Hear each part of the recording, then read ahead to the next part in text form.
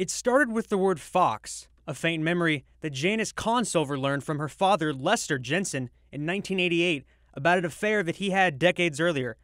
On a night in 1937, Jensen, a married man and co-owner of the New Yorker Cafe and Tavern on Frederick Street, met Fox, a local 22-year-old woman. The night produced a secret that would be kept for more than 80 years. Following the loss of Janice's mother in 1988, her father made a confession, one that would change her life and many others. And while we were planning her funeral, Dad says, well, I guess I need to tell you that I have another child.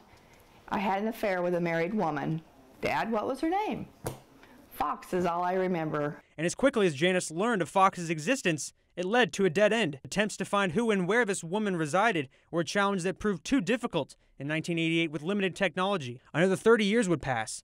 During that time, Janice lost her father, sister, and son Ryan, whose death was previously remembered as part of the annual Ride for Ryan events. Living a few miles outside of Union Star, Janice learned last year that a neighbor had located her son, who she had put up for adoption, with the help of a DNA kit called Ancestry DNA. On a December day, months later, Janice purchased the kit with little to no expectations. But I wasn't looking to find a sibling, and if I did, that would be obviously bonus, but I didn't know how to even start to look. When I got my match back and it said close relative Donald Fox, and my heart just sank. I remember Dad telling me the woman's name was Fox. But unlike the first time she learned of Fox, who she now knew had a son named Donald, personal computers and a vast web of information allowed her to do extensive research. She learned that Donald lived in Mesa, Arizona. 3 days and a few white-page reports later, and Janice had found a number.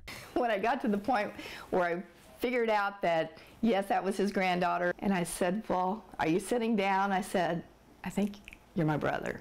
The following weeks saw the two create a budding relationship, sharing numerous photos and stories of each other and their families. Now 80 years old, Donald Fox was born in St. Joseph in 1938, attended St. Patrick's Elementary School, and was raised by his grandparents on his mother's side before leaving town. A former veteran who lived in multiple states, including Alaska, similarities to members of Janice's family were something that she noticed immediately in pictures of a young Donald Fox. I pulled out the picture of my son, and this is Ryan, and it was, I could definitely see some similarities.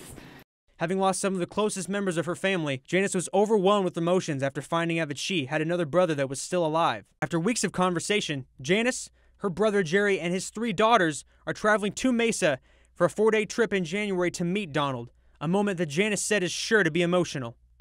I think the thing that's gonna really get to me is when I see him, when I get off that plane, he's going to be 80, and my dad died when he was 80, and it's like, am I going to be looking at my dad in the face? For News Press Now, I'm Cameron Montemare.